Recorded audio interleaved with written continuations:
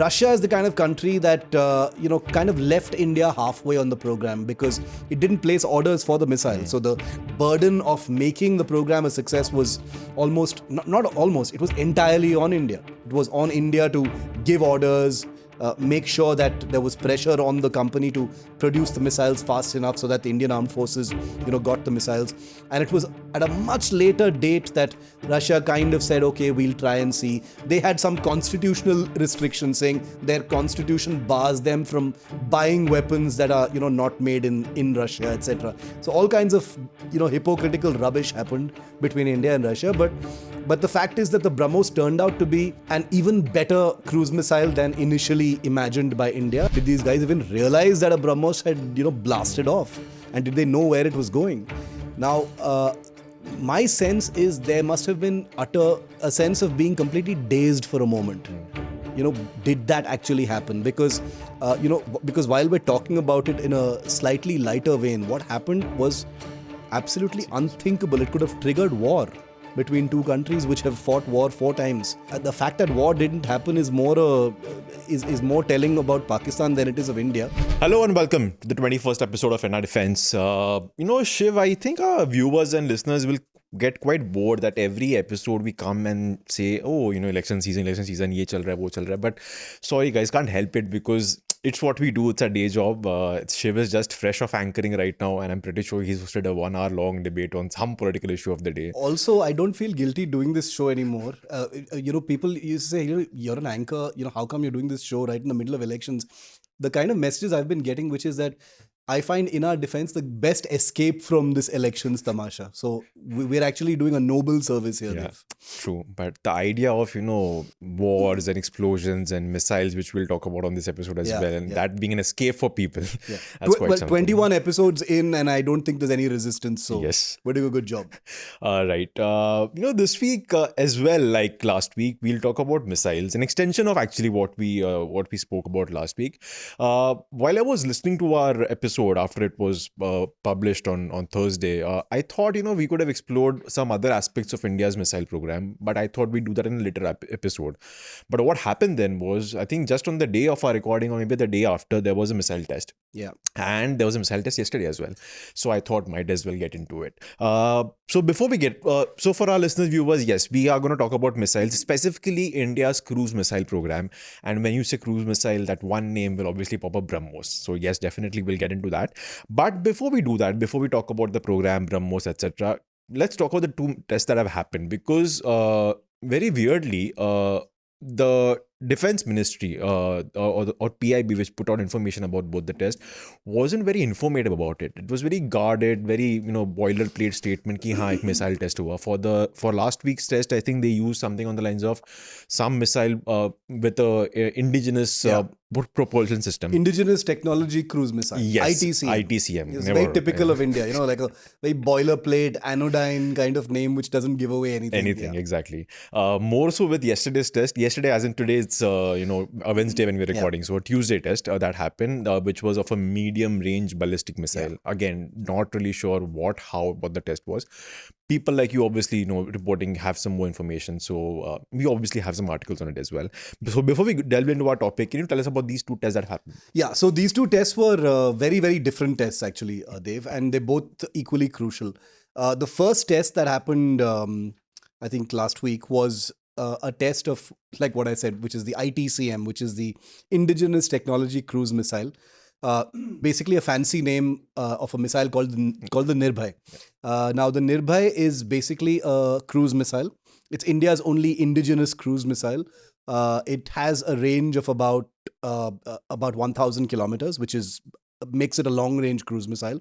And it is subsonic. You mentioned the Brahmos, which we'll come to later.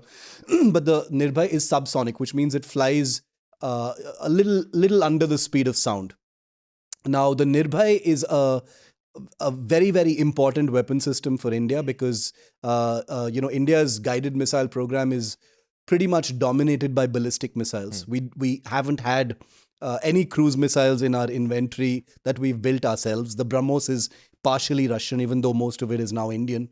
And there's always been a gap in terms of a sort of tomahawk-like missile. The tomahawk. Anytime anyone thinks of a cruise missile, they usually think of the American tomahawk. And the Nirbhay is in many ways comparable to the tomahawk in terms of its architecture, in terms of its size, in terms of its range, in terms of the kinds of targets that it's used against. So that's what the Nirbhay was this time. The important part about the Nirbhay test, Dave, is the reason why it was called indigenous technology, a cruise missile. And I'll come to that a little later, but I just wanted to quickly say that the reason why India hasn't had a cruise missile of its own is because, unlike a ballistic missile, which is powered by a rocket motor, a cruise missile is basically like a drone. It's like a small airplane, which means it's powered by a jet engine, a small jet engine. And as we've explored in past episodes of this podcast, India has not been very good at building jet engines. We don't have one of our own.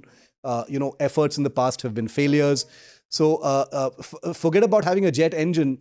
A cruise missile requires a miniaturized jet engine. So that's been a huge challenge. But this particular test of the Nirbhay was, I think, the first public test. There have been a few before it, but the first public test featuring an Indian jet engine called the Manik. It's called the small turbofan engine, or STFE, which is an incredible achievement. To have a missile like the Nirbhay, a cruise missile powered by your very own jet engine, is... I wonder why we're not shouting from the rooftops more about this. It's a huge, huge achievement for India.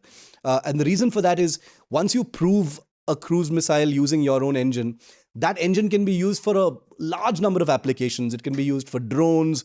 It can be used for small aircraft. It can be used for other cruise missiles.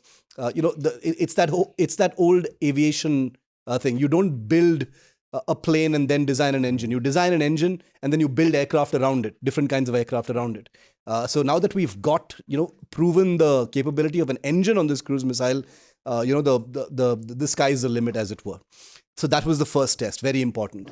The second test that happened a few days later, which was the medium-range ballistic missile, that was the important thing about that test was it was not a development test. They were not test firing it in terms of seeing what its qualities were. This was India's nuclear command. Again, previous episode, we've talked all about our nuclear command. This was India's strategic forces command, basically flexing and conducting a test of an in-service weapon system and a nuclear-capable weapon system.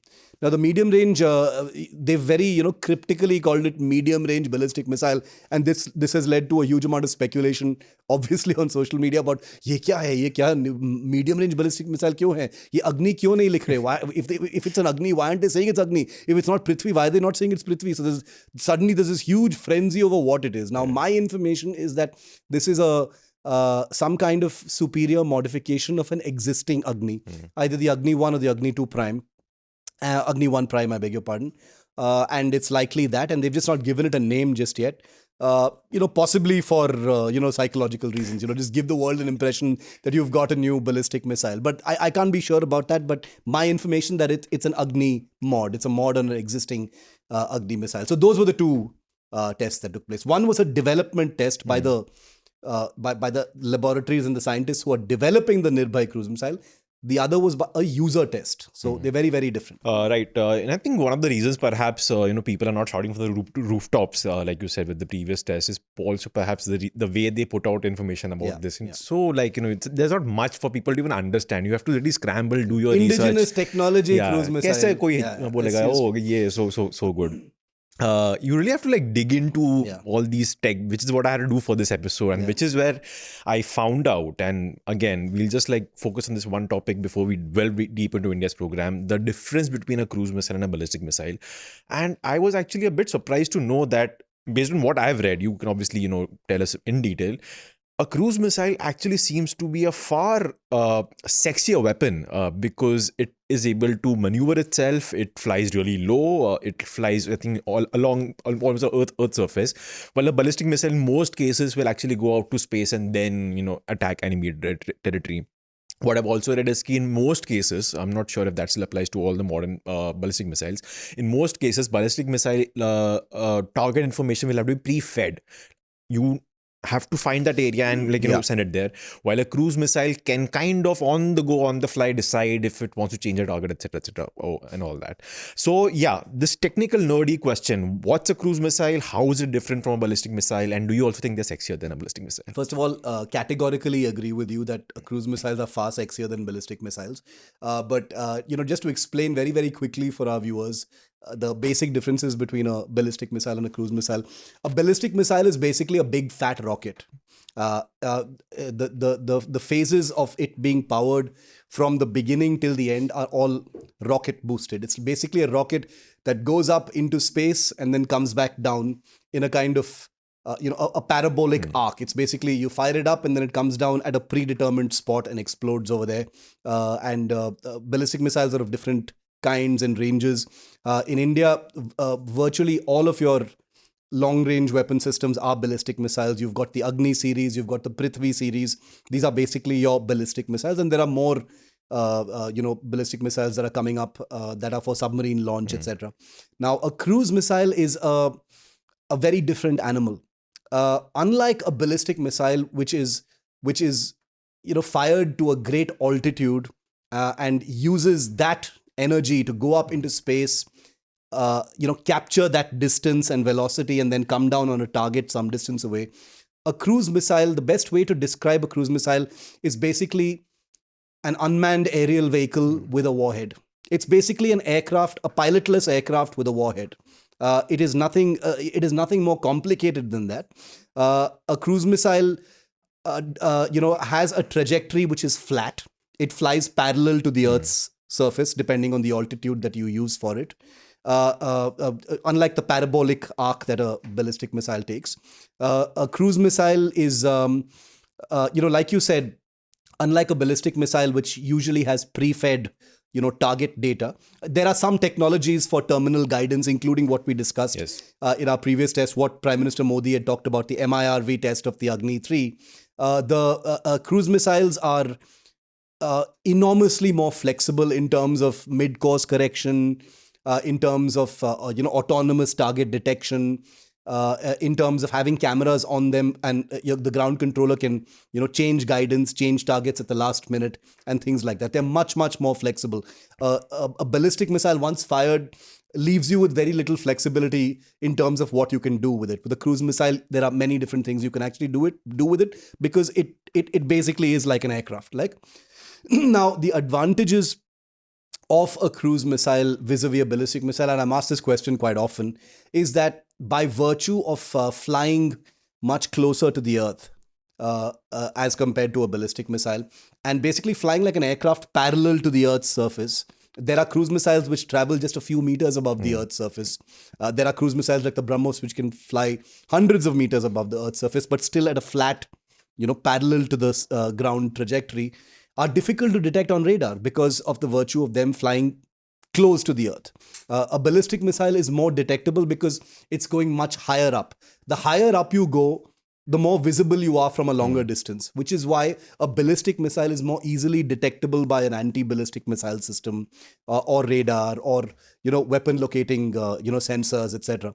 But a cruise missile, by virtue of it basically hugging the Earth's surface, takes advantage of the curvature of the Earth because it travels hundreds of kilometers, which means that by the time it becomes visible or pops up, as it were, it's either too late or you can't engage with it, or it's invisible until it actually comes and hits you. So those are the basic differences between. I'm leaving out the more detailed technical aspects of guidance, etc. But these are the basic differences between. Yeah, and just to if our listeners and viewers want like a visual image of why I think cruise missiles are sexier, just like look for a Brahmos missile test video, and you'll see it goes up. There are two short rocket sort of booster fires, and that makes the missiles flip on its side, on its side, and then it just zooms out into the head cap with the little rockets. Exactly, yeah. it just looks amazing. Yeah. So let's talk about the Brahmos. Like I said, when you talk about cruise missiles in Indian context, Brahmos is the name that comes up. I've seen Brahmos, I think, from my teenage years. I've almost every Republic Day parade has that trademark Brahmos missile launcher going as part of the parade. Like Shiv said, it's not entirely Indian. It's a joint Indian-Russian venture. But unlike most, something that is an Indian-Russian venture with respect to, for example, fighter jets, Brahmos actually is not used by Russia. Yeah. The Brahmos company is headquartered in Delhi. It is, I think, a joint venture between India's DRDO, if I'm not wrong. Yeah. And I forgot, I know the Russian company's name, but it's very hard to pronounce. So I won't try it. Yeah. The name Brahmos, the name stands for two rivers, one in India, Brahmaputra, and one in Russia, Moscow. Yeah. And yeah, so it's I would say it's kind of Indian because Russia did help us with a lot of tech. It's about 78% yeah, Indian now. Exactly. And we forgot to mention something at the beginning of this episode. The feather in the cap for Brahmos. We exported Brahmos to Philippines last week, which I think is a huge deal. Tell us about this program in detail. Tell us about the inception of it. Tell us about what's happened over the years. Tell us about the different variants of Brahmos that we have. I also think there is one hypersonic variant of Brahmos that's called under the Brahmos development. 2. Yeah, which would fly at speeds of Mach 7, which Correct. is fast. Yeah. And by the way, I think it'll make it the fastest cruise missile in the world. Yeah. And even right now, Brahmos is one of the fastest. I think if you were to list the top cruise missiles of the world, like the Tomahawk, Brahmos would be part of that list. Yeah. So yeah, tell us about this Brahmos program, and do you, like me, also think this is a huge deal for India, and it's a fantastic achievement that we have? So the Brahmos, is a program that makes me feel warm and fuzzy inside because it's an example of how India and Russia have been able to get it right sometimes. There was virtually nothing amiss in this program. There was basically a missile system called the Yakhont, which is in Russia right now. And India had been looking for this kind of tactical short-range, game-changing kind of anti-ship weapon system. And like almost every other weapons program in Russia, they said, look, we'll partner with you, but you'll have to bankroll it. You'll have to fund it. So the Brahmos program was born basically because India had shown an inclination to fund the entire thing, bankroll the entire thing, even though it was a joint venture. Joint venture is a bit of a misnomer in this case because the money was almost entirely Indian. So they took a basically existing missile, improved it vastly, and carved out what we now know as the Brahmos.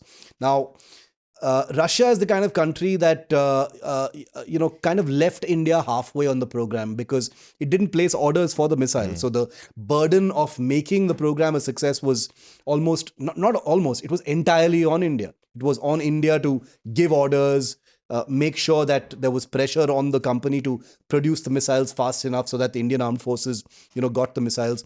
And it was at a much later date that Russia kind of said, okay, we'll try and see. They had some constitutional restrictions saying their constitution bars them from buying weapons that are, not made in Russia, etc. So all kinds of, hypocritical rubbish happened between India and Russia. But the fact is that the Brahmos turned out to be an even better cruise missile than initially imagined by India. And India was getting, literally, to use an old cliche, bang for its buck.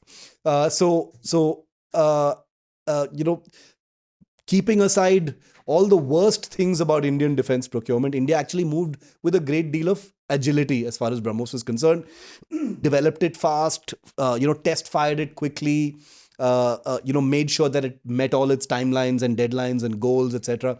And the result is plain for you to see right now. You've got the Brahmos in service in multiple regiments with the army, which is the land launched version. You've got it in service on multiple Indian Navy warships already. All new generation warships are armed with the Brahmos, which is a stupendous game-changing weapon system. There is no, people don't say this enough, but there is no weapon system like the Brahmos. The speed at which the Brahmos travels, and with a range of about 300 kilometers, it's actually more than that. You've got the kind of ship killing capability that literally no country in your neighborhood has. Wow. Not China, not even Russia, and none of the other countries around us have. So you've got we throw around the word game changing and force multiplying in when we talk about defense, but this is one weapon system where you can actually say game changing and mean it.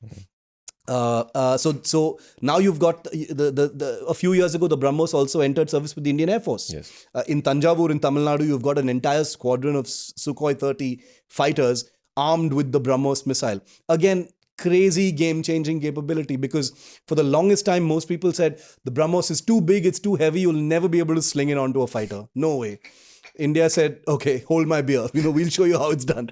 Obviously, taking some help from the Russians, they modified the Sus. Yes. All in India, by the way, with Indian know-how, little bit of Russian, very reluctant kind of, sort of partnership with the Russians. They figured it out and they said, I don't care. Even one Brahmos on a Sukhoi will still be an awesome thing, and we will do it. So that's what they did. So now you've got the Brahmos deployed with all three armed forces, with more orders pending for all three armed forces. You've got the Brahmos 2, like you mentioned, which is a hypersonic version of the Brahmos. The current Brahmos is basically a ramjet powered a supersonic cruise missile. The hypersonic Brahmos 2 will be a much faster 6 to 7 Mach speed missile. It's a weapon of the future. It's a super weapon of the future. Takes things entirely to the next level.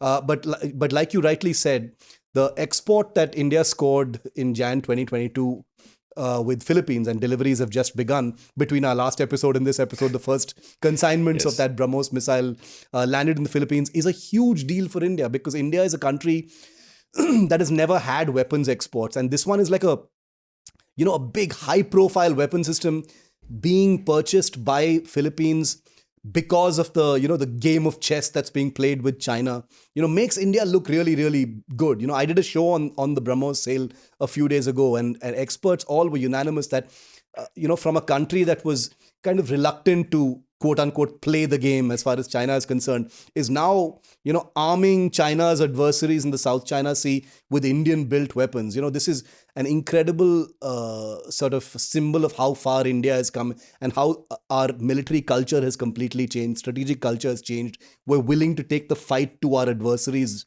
neighborhood. So Brahmos has become an emblem of that. So I think it's a very, very big deal. The program is extremely successful. Many more countries are waiting to buy it. Vietnam, Indonesia, Malaysia, Argentina, Brazil, Chile, apparently. So the future is bright for the Brahmos. Yeah, I think as far as India's defense exports go, I think this piece of technology, this piece of equipment will rank among the best that we are currently exporting. Yeah. We'll get back to, again, the India's larger cruise missile program. But just one quick speculative question, and which the internet loves debating and talking about. India has never confirmed it. People on the internet are damn sure that the Brahmos is nuclear capable. Obviously, we cannot go on leg and say, yes, we know it for a fact that it is. But as a defense journalist who's been covering this for a while, as somebody who's spoken to people, and your understanding of missile tech, do you think this missile could potentially carry a nuclear warhead? Look, I actually am quite perplexed by the debate over whether it can be nuclear capable or not. It's a missile. A missile is nothing but a delivery system. The destructive component of a missile is a warhead, which is basically a small compartment of the missile which contains the stuff that can, make you hurt, right? Now, theoretically, technically, of course, you can sling a tactical nuclear warhead onto a Brahmos. Now, some will argue that why would you need is it sensible to put a nuclear warhead onto a missile that has only a very small range of just 300 kilometers? Usually, if you're doing a nuclear attack, you'd want a standoff range. Why would you strike with a nuclear weapon just 300 kilometers away? The point is that the Brahmos is now an extended range weapon. Yes. Up until now, India's Brahmos was a 290 kilometer range weapon because of something called the MTCR. And let me try and get the full form of this correctly. MTCR was a missile technology. It was basically a treaty from around I'll get it in a moment. A treaty that India was not a signatory to, an international treaty, which restricted the range of weapons, when it was a collaborative effort between two countries. And as a result of that, the Brahmos was restricted by its range. It had to be kept below 300 kilometers, which is why it had a very tantalizing range of 290 kilometers, well below the India being a good, responsible country, not 300, 290. That's come. Now, after India has become a signatory to the MTCR, which is that Missile Technology Control Regime, MTCR, those range restrictions evaporated, which is why now you have the Brahmos ER, which is a extended range Brahmos, which is 500 kilometers. And I've spoken to the people at Brahmos who say that it can be anything now. It is only limited now by its architecture and the amount of fuel it can carry. But basically, theoretically, the existing Brahmos can now be churned out into a weapon with a 800 to 1,000 kilometer range. And that is crazy. At that speed and that kind of devastating accuracy that the Brahmos brings to the table, 1,000 kilometer range is be one step up from the word game changer. And if you want to put a tactical nuclear warhead to a missile of that range, you can. I mean, what I'm trying to say is there is nothing technical that stops you from putting a nuclear warhead onto a Brahmos. It would only be a question of whether you want to do that. The Brahmos is a very different kind of weapon system. It's a cruise system. It's seen as a tactical weapon system. You already have your other weapons, for nuclear attack and things like that. So that's where it comes to play. Right. We'll talk also now of the Nirbhay missile, but we'll do that after a quick break. Yes. I have a lot of contention. I have written Do you it down. pick Hardik? Yes. Do you take Hardik? Yes. 100% yes. I'll take Hardik under one condition. He needs to stop doing whatever he's doing right now. I am not a fan of him. Yeah. He has to be that mad hitter who hit 91 of 33 at Eden Gardens. Yeah. Almost won them the game. I want that Hardik to be there. Yeah. Not this version of Hardik. I absolutely hate this version of Hardik. He is not... Why do you want to be MS Dhoni? That is my question. Yeah. That is a question that I don't think a lot of people are asking him also. Like, why do you want to become somebody else? MS Dhoni did what he did. Because clearly his version, like him himself, is not the correct guy going around. I have no idea why do you need to The change. coffee with current guy we don't want back. No, I'm not saying, oh, please don't bring that version. I'm saying strictly let's stick to the cricketing field. Okay. Yeah. What MS Dhoni did, what I saw of MS Dhoni when I was growing up, I saw that he was a big Kapil Dev or MS Dhoni? Whom are you talking about? MS Dhoni, please. Okay, I'm not that old also. Yet. Welcome back. Shiv and I are discussing India's cruise missile program. We've spent the first half of this episode talking about two recent missile tests that have happened. One of a ballistic missile, one of a cruise missile. This is the missile that we'll come to. And also about the history of Brahmos, which, Shiv very nicely explained, and which I completely agree is, I think, a very sort of a crowning jewel when it comes to... I wouldn't say make in India, but still I'll say make in India. Yeah. Because It is you get make my in point. India. It is Yeah. make in India, yeah.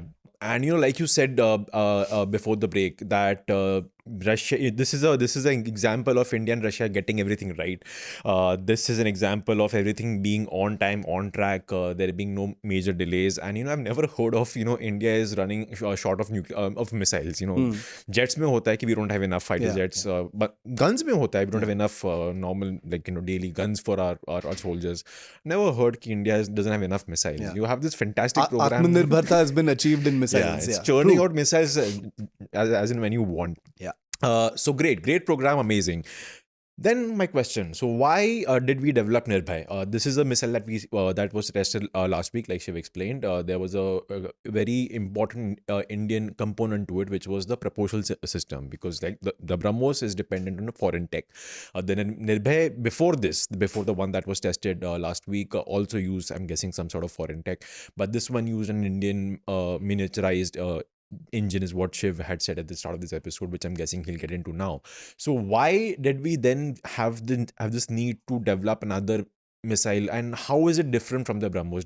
Does it serve a separate purpose altogether, or is it more of a demonstrative piece of technology? Because this is something you can say we've developed this from scratch on our own. Yeah. We did not take any Russian help whatsoever. Yeah. So very good question. Now, basically to summarize your question, you're saying if we've already got the Brahmos and we've pretty much mastered it, where's the need to develop something called the Nirbhay? Okay. For starters, the Nirbhay is a subsonic cruise missile, which means it travels significantly slower than the Brahmos, which might sound not sexy at all. Ki, man, you've got like this raging fast missile. Why are you trying to develop something that's slower? Very important answer. Listen carefully to all of our viewers. The reason for it is that the Brahmos, when it was initially being developed, it was being developed as an anti-ship weapon. Oh. It was not initially being developed as a land attack cruise missile. The land attack mission for the Brahmos was almost like a secondary kind of thing that the users and developers realized it could be absolutely perfect for, because this was a very capable system. They learned new things about the Brahmos, as they were developing it. So what was primarily an anti-ship weapon where that kind of speed over the oceans with very little time for the enemy to engage with that missile was crucial. And that's why the Brahmos is a ramjet-powered, very, very high-speed supersonic cruise missile. When we're talking about land attack, and I mean, land-to-land missions of the kind that the Nirbhay, fulfills, you don't need that kind of, extreme high speed. Okay. Now, when I say a subsonic is a very unsexy word. It makes it seem like this missile is just like crawling around. It's not. It's moving really, really fast. Okay, it's moving like a fighter jet. It's just not moving like the Brahmos. Like Brahmos, if you compare anything to the Brahmos, it's slow. So in that sense, yes, it is. But you don't need that kind of speed because the Brahmos's game-changing quality is its blinding speed. It doesn't give your adversary more than a couple of minutes to even react before the damn thing hits your ship or land or building or whatever it is. That is its beauty. The beauty of the Nirbhay is it's a very stealthy missile. It flies extremely low. It flies slow, and since it flies so low, it doesn't need that kind of blinding speed to get to its target. Point number 2, by virtue of its speed and kind of smaller range of 300 kilometers, once you launch the Brahmos, you don't have very much time to course correct. That thing is moving like, it's going to get there in a few minutes. You don't have time to, change course or change guidance or track. It's a very, very powerful and fast missile, gets the job done really fast. The Nirbhay, by flying much lower, a little slower, it gives you that flexibility like the Tomahawk. Like the Tomahawk missile, you've got flexibility. It'll have a camera on it giving the person who has fired the missile the flexibility to course correct, change targets, divert to something else if necessary, fly a little higher, fly a little lower, basically like you're remote controlling an aircraft. And that's the reason why it is. And also remember that the Nirbhay has a range of like 3 times what the current stated range of the Brahmos is. So that's one of the reasons why the Nirbhay has a very, very separate kind of importance. Point number 2, the Nirbhay is most definitely going to be a nuclear-capable missile, which comes back to your earlier question, which is that the Brahmos, whether or not it becomes nuclear-capable, is irrelevant. But India needed a purpose-built cruise missile that from scratch has been developed with the intention that one day it's going to carry nuclear warheads. The Brahmos was a tactical anti-ship weapon. You have to understand that. So if you at a later stage sling nuclear warheads onto it, it'll be like an afterthought. It'll be like a, ठीक है, improve करके हम सोचेंगे. But this is a purpose-built cruise missile, designed from scratch as a nuclear delivery system. So that's one major difference. It's not a bread and butter missile. The Brahmos, as sexy as it is a bread and butter missile. It is for like conventional fighting and conventional missions. The Nirbhay is for a long range strike, and not necessarily with conventional weapons. For a missile with a 1,000 kilometer range, you don't want it to go there with the 500 kilogram conventional warhead. What's the point? What do you want to hit at 500 or at 1,000 kilometer range? With a small piddly little warhead. You're obviously going to want a nuke on it. So that's the difference between the Brahmos and the Nirbhay. The other important thing about the Nirbhay is that the ramjet engine on the Brahmos is still a Russian engine. The heart and soul of the Brahmos, whether we like it or not, when I say 78% of the Brahmos is Indian, that doesn't mean that the 22% remaining that's Russian is not important. It's actually the heart and soul of the weapon. The ramjet high-powered engine that powers the Brahmos is still a Russian engine, and that has always been a point of abrasion for India. The fact that we don't have weapon propulsion systems for cruise missiles. We haven't been able to build a jet engine for our fighter aircraft. The Kaveri project is something we've discussed in previous episodes. And therefore, building a smaller jet engine to power cruise missiles and UAVs and drones and things like that was a far cry. It was going to be much more complicated. But by proving that technology, you've basically told the world, or at least told your armed forces, that, hey, look, we've powered our own cruise missile with our own engine. Which means this is point zero. From here, we can do many more things now. Now that we've proven this engine, And just think of it as like an engine about this big, a turbofan engine about this big. A fighter jet engine is obviously much bigger, maybe as long as it's stable. But if we look at the Manik engine, it's about this big, small little turbofan engine.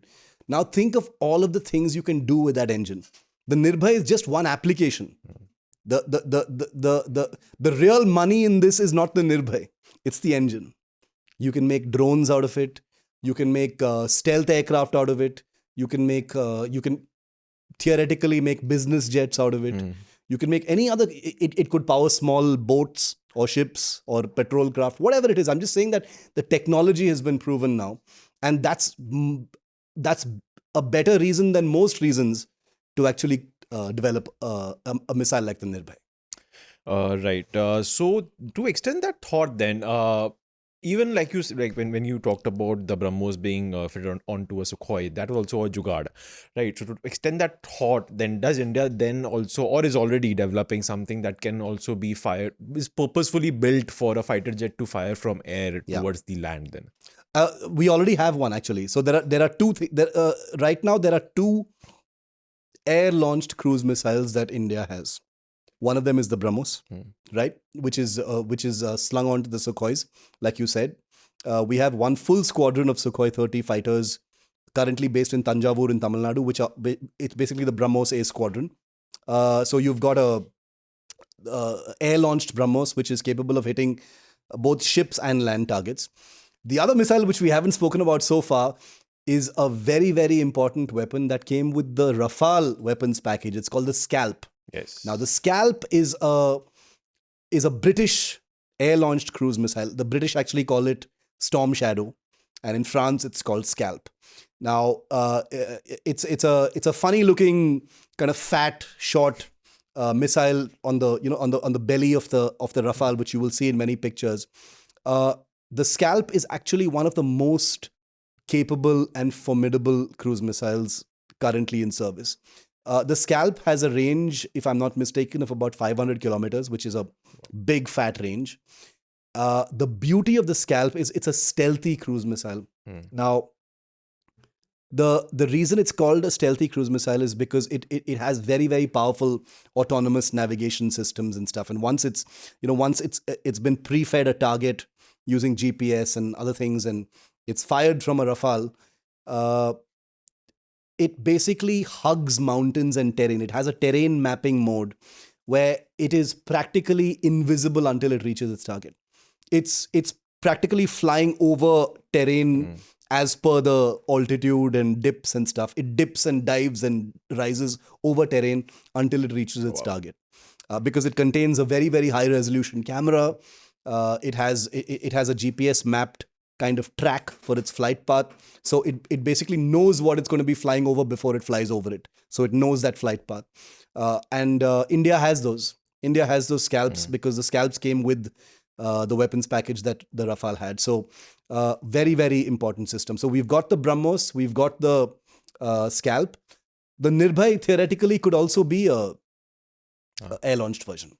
Now the Nirbhay, like you said, the Jugaad that was used to make a big, unwieldy, fat missile like the Brahmos, capable of being carried by a fighter, means that even the Nirbhay can potentially do that. One of the interesting offshoots of the Brahmos program was that recognizing that the Brahmos was too big to be carried, and believe me, they had to do a lot of modifications to the Sukhoi to carry the Brahmos. It was more than just Jugaad. They had to strengthen the undercarriage. They had to modify, the wing root structures. There was a different kind of, pylon for the missile to be held onto. The release mechanism was different. Lots of software changes. So it wasn't just, chalo laga do Sukhoi pe. There were a lot of changes that needed to be made, and that actually was one of the most delayed aspects of a Brahmos program, which was otherwise pretty much on track, like we said. But once they figured that out, doing something with the Nirbhay, etc., will not be difficult. But almost as a kind of symbol of how Brahmos as a company and as a product was listening to its customers really, really closely, they saw the Indian Air Force looking, saying, "Yeah, this missile is too big for our planes. Can't you use the same technology? Make the missile a little smaller." And I've seen drawings. Where Brahmos has pitched a weapon called the Brahmos NG or the Brahmos Mini, which was supposed to be a much smaller weapon system, about half the size of the Brahmos, and vastly reduced in weight, but practically the same capability. It's 300 kilometers, hypersonic, all that stuff, supersonic, etc. And miniaturized to such an extent that a Rafale type aircraft would be able to carry 3 of those missiles. Okay. Which is an enormous boost. Now, I don't know for sure whether that missile is still on the table at this point of time. I think it must be, because I remember reading something about it a couple of years ago. But this is just to show you that the Brahmos doesn't want to leave space for other weapons. It wants to give the Air Force, the Navy, everything that they can possibly have. The next, of course, is the submarine-launched version. They've tested it, Yes. but we still don't have a platform that can fire the Brahmos. So our next, submarine lines, the Project 75, India, one of the baseline requirements is that it has to be able to fire the Brahmos. The Brahmos, right. Right. One of the last closing thoughts on this episode, going back again to history. So India, I'm glad you brought up SCALP, because that actually is a rare foreign cruise missile in India's inventory. I think since whenever Brahmos entered the India's armory, I think it was in 2005, if I'm not wrong, mid 2000s. Most of India's cruise missiles have been more or less Indian. Like we've said, Brahmos is mostly Indian. You now have the Nirbhay as well. How did this happen? So we've discussed this very, very shortly about the ballistic missile program as well. How it was entirely Indian, obviously helped a lot by India's space agency, because you used to need to have rockets, something that we lack with cruise missiles engines, which we now have. But what was it like before, or was this when India realized, let it be, we'll just do it on our own. We don't want the world's help? Because in my research, could not really come across a time or situation where India had to be dependent on a foreign country like we have with most of us military hardware for cruise missiles. Yeah. No, you're right. You're absolutely right. The thing is, the Integrated Guided Missile Program, the IGMDP, of which APJ Abdul Kalam and all those the missile boys of DRDO were part of. In the 70s and 80s, there was an incredible kind of realization in the country that while India has no choice but to be dependent on foreign sources for certain kinds of military hardware, fighter jets, submarines, helicopters, and things like that, which we can't build very quickly, it was realized quite early on that we have enough, technologists and confidence in the country to actually get moving quite quickly on guided missiles.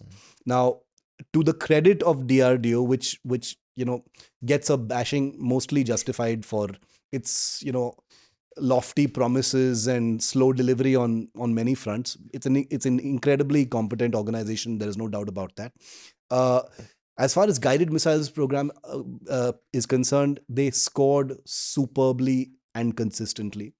Under the guidance of whether it was a APJ Abdul Kalam or VK Saraswat, many scientists before that, Tessie Thomas, who was the first woman, scientist head of the missile cluster of the DRDO. The DRDO has had a very consistent kind of professionalism, competence, and commitment to timelines and delivery compared to any of its other product portfolio. So right from the word go, guided missiles has been a kind of, we got this, we got this. This is stuff we do. We don't need this. The reason why it was also competent from the start is because countries will not share ballistic missile technology with you. And this was an age when we were not even talking about cruise missiles. Cruise missiles was nowhere on the horizon for us. As a country that had conducted nuclear tests since the 70s, was sort of moving to post-liberalization towards a much more aspirational kind of country that needed to invest more in its national security, the guided missile program was vastly successful. We were able to very, very quickly develop the Prithvi and put it into service, very quickly develop the Agni series and put them into service. Then post Kargil, you had the Strategic Forces Command that came into action. The first nuclear command of the country came into action. You had your nuclear doctrine. So the regularity and the sort of competence with which this whole program came together gave India an enormous amount of confidence in terms of long-range missile delivery systems was concerned. There was slightly less success in terms of certain other missile systems, like our anti-tank missile systems, like Nag, took a while. Surface-to-air missile systems had glitches. They took a while to actually come on board. I might get bashed for this also, but the reason for some of these things is because missiles like the Akash, which are surface-to-air missiles, or air-to-air missiles like the Astra or other such systems, non-ballistic missiles, are much more complicated systems. Ballistic missiles, I'm not saying they're uncomplicated, they're not. But they are, when you compare them with other kinds of guided missiles, they are relatively more elementary systems. You build a rocket, you build a modular, structure and architecture. You design a reasonably robust kind of software system to guide these missiles, etc., and you've got the damn thing pat. Now, I'm not running that down. I'm not saying that, it was an easy system to build, that's why India mastered ballistic missiles. Far from it. I'm just saying that post that, when India attempted to build other kinds of missiles, they were much bigger challenges, and India has executed them amazingly. Some of them took their time, like the Akash, and the Nag, etc. But they've come on board, they've come online, and that also is why a country like India had the confidence to tell Russia, "Bring the Brahmos to us, we'll give you the rest of the technology."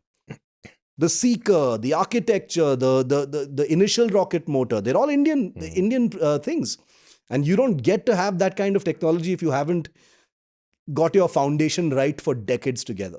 Cruise missiles is a separate, for the reasons I said in my first answer, is because a cruise missile involves technologies that are so completely different from ballistic missile technology. Now, ballistic missile technologies were also a success because of your space program, like you rightly said.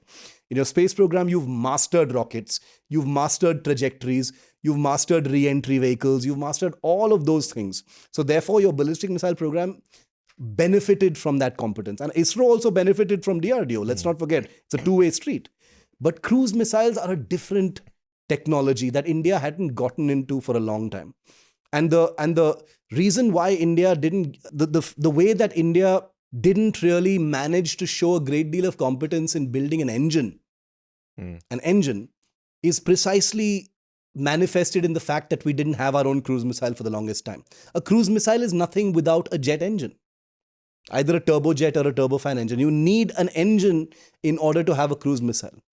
Now, remember that the Nirbhay that we've tested just now, the reason why I'm saying we should be screaming from the rooftops because it's an Indian engine is because all the tests of the Nirbhay Dev until now have been conducted with a Russian engine called the NPO Saturn 36MT, which is a small turbofan engine.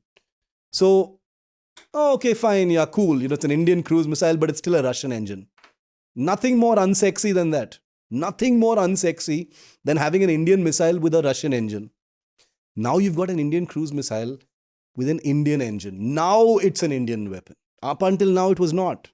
Because the missile architecture, the warhead, the fins, the shape, the sexiness of it, that's the easy part. And I'm saying this for the fourth time. That's the easy part.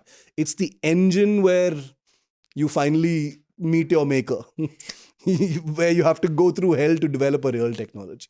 So that's why it's taken its time to happen. Right. Great answer. And I agree with you or your point. Even during my research, I kind of got that feeling that a ballistic missile compared to let's say a cruise missile or one of the other missiles is comparatively easier tech because very simply put, at points in that particular missile's trajectory, you're also using nature, the force of nature for that missile's trajectory, right? Yeah. Whereas with cruise missiles, you're kind of fighting nature. you can get immense speed and then trying to You make a couldn't right have said it turn. better. Yeah, Absolutely. So that, Yeah. that I think is what makes them even sexier. Then. True. Yeah. Right, as we bring this episode to a close, a couple of nuggets like we do at the end at our episode, and one for the internet and one for our producer Anna, who during the break said that if we could bring in some politics in this or some international affairs in this, it'll be a better episode. So we'll do that. That will be the second nugget. The first one, whenever India issues a NOTAM along the Bay of Bengal, which is the notice to airmen, essentially saying keep stay away from this area because more or less there's going to be a missile test. Everyone speculates of a potential K4 or K5. I'm not sure which one is supposed to happen now. Yeah. It's basically a submarine launched ballistic missile test. Even yesterday, when that first press release came out before journalists like you could tell us what exact missile was tested, when it was just said that it was a medium-range ballistic missile, people were like, "Ha, ho gaya." India has launched a ballistic missile from its nuclear submarine. So far, no such official announcement. Again, I forget which one is supposed to be tested. But this test, I don't know, for some reason, seems to be long time coming. Why is it so? And is it really that, we are very close to a fresh launch of a test launch of a nuclear launched ballistic missile? It definitely is. Now, this submarine launched ballistic missile test has been on the table for a while now, for many months, as a matter of fact. Now, there was one particular test, I think it was in March, that was cancelled at the last minute. As I understand it, there were some weather issues that came up. Now, usually when weather issues come up, people say, "Arey, weather se kya hota hai?" Missile should be fired in any weather, which is true. When it comes to actual combat, a missile will be fired in any weather. But the reason why it couldn't be test fired in that weather is because you're trying to observe the missile. If you have bad weather, you're not going to be able to get all your data from that missile. So that's why you need good weather for a missile test. And I hope that's a important myth busting fact, because otherwise people say, "Arey, what kind of useless missile is this if you're cancelling it because thoda rain aa gaya and stuff." So that's the reason why it happened. So there were telemetry issues. The ships would not be able to observe the missile because of cloud cover and stuff, and that's why it was cancelled. But I understand it's back on the cards right now. This could be either the K4 or the K5. Now, the K4 is, and I love how tantalizing this world is, because unlike the Agni, the K4, K5, arsenal, there is absolutely zero confirmation about which missile has been tested how many times, whether it's already in service with the Arihant. There are some stray articles here and there kind of suggesting it, but there's absolutely no, full-fledged confirmation of this. Now, there is a short-range submarine-launched ballistic missile called the Sagarika, which is already in service, called the K-15, if I'm not mistaken. But the K4 and K5 are still, under trial right now. And these are your true blue, like we said in a previous episode, these are your true blue, ocean-launched, submarine-launched nuclear weapons. So yeah, my sense is it'll happen any time now. Any of the NOTAMs that come out now will be one of these. And the important thing to note here is they won't be long-range tests, because they're not right now. They're not testing them at range. They already know that the range is not something they need to test. That wo to hai, because these are modifications of your Agnis. Yes. So they don't need to test range. They need to test the crucial emergence of the missile from the launcher, bubbling up to the surface, with the second stage of the missile, triggering, and then it going into its launch. So those are the technologies that are being tested. So don't be fooled by the length of the NOTAM. Exactly. So now to the second nugget, like I said, for our producer Anna, where we'll bring in international affairs and a bit of politics. India and Pakistan. Because you talk Brahmos, you have to talk about that incident that happened. I forgot when, a year, 2 ago? Yeah, a few years ago. A few years ago, yeah. We've briefly mentioned this in a previous episode, the misfiring of a Brahmos missile that happened from India towards Pakistan. We've talked about how it was, yes, an embarrassment for India, how it was a bigger embarrassment for Pakistan, which would not track the missile. It realized the missile was there after it had already crashed somewhere in its territory. But yes, an embarrassment for India. What I want to talk about is not the India-Pakistan bit actually. What I want to talk about is, so a few years down the line, because back then there was a lot of speculation. One theory was कि India ने जानबूझ के किया, just to test कि देखो fire करके देखते हैं. वैसे भी war rate होगा नहीं उसमें, so nothing will happen. War won't be triggered, but let's fire an empty dud missile and see if they're able to track it or not.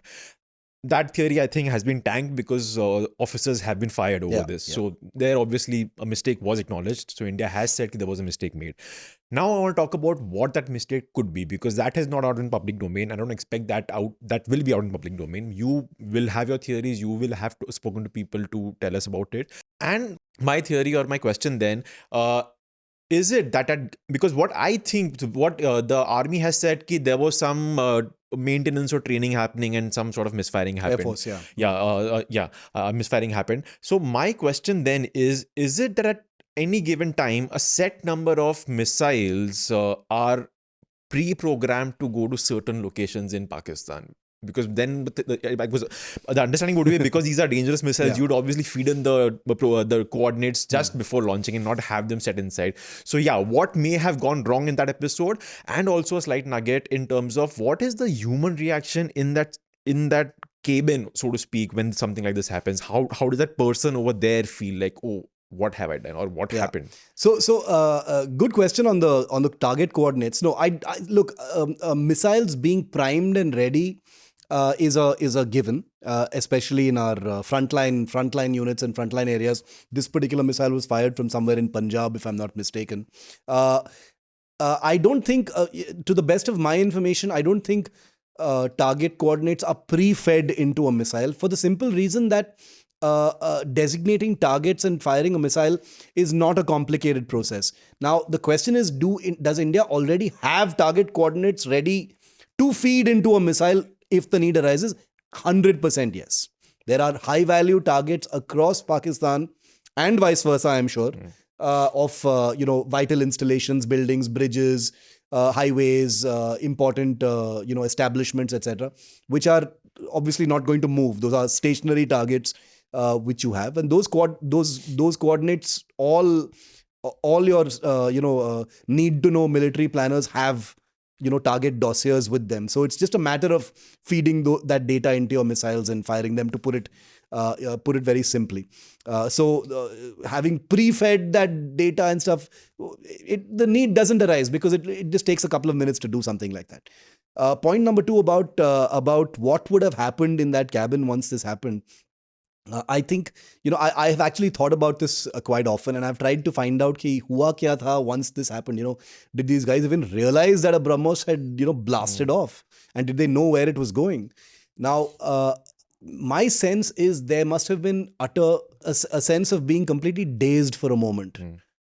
Did that actually happen? Because, because while we're talking about it in a slightly lighter vein, what happened was absolutely unthinkable. It could have triggered war between two countries which have fought war 4 times. The fact that war didn't happen is more telling about Pakistan than it is of India. But let's not be easy on ourselves. And the fact that the 4 officers, I think, have been cashiered from service tells you that India is not taking this lightly at all. We've taken action against those officers. The Air Force has. But there would have been complete panic within that cabin. A sense of disbelief, because you can't bring that missile back, it's gone, and it's a Brahmos, which means like 3-4 minutes mein pahunch gaya hai.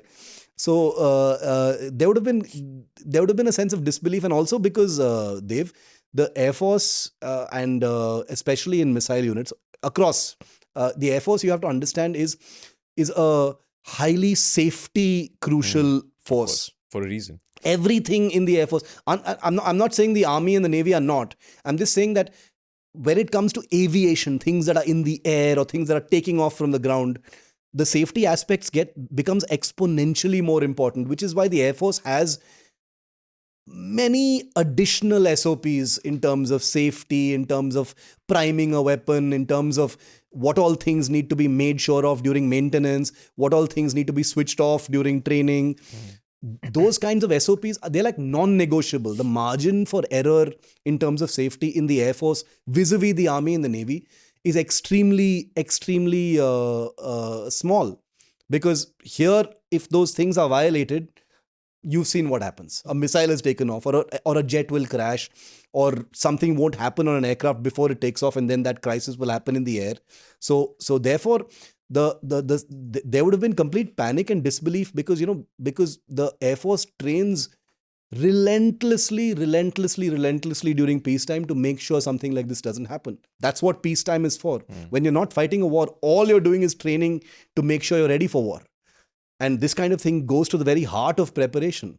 Now, just think about it. What could be worse than a frontline missile unit accidentally firing a missile at the country with which you fought the most number of wars? Yeah. Nothing is worse than that. Nothing is worse than that. I'm actually frankly surprised that only 4 officers have been fired. But the only good news in all of this is that the Air Force would have been completely shocked by something like this. There must be still disbelief in that unit that ऐसा कुछ actually हुआ है. It's not a bad dream. It's really happened. It's a nightmare. It's the worst thing that can happen for a missile unit. Right. So we'll end it there. Thanks, Shiv, once again. And I think for a change, when we talk about India's defense equipment strategy, India's defense equipment status, India's defense equipment development programs, this was a happy episode for a change. Not much cribbing, not much, "Arey, this was delayed, that was delayed, that was not right, this was not right." This was like a, more or less like a pretty picture, so to speak, of India's cruise missile. The sunny side of Indian defense. Yes. So great chat. Had lots of fun, and I hope our listeners and viewers enjoyed it as well. And if you did, please leave us a rating if you're listening to us on Apple Podcasts or Spotify. And if you're listening to us on YouTube, please leave us a comment in the comment section below. And do let us know if there's a particular topic that you want us to talk about. Thanks as always to our producer Anna Priyadarshini. That's it for this week's Defense Dose. For more, tune in next week. Till then, stay safe and do not cross any boundaries of the passport. Bye-bye.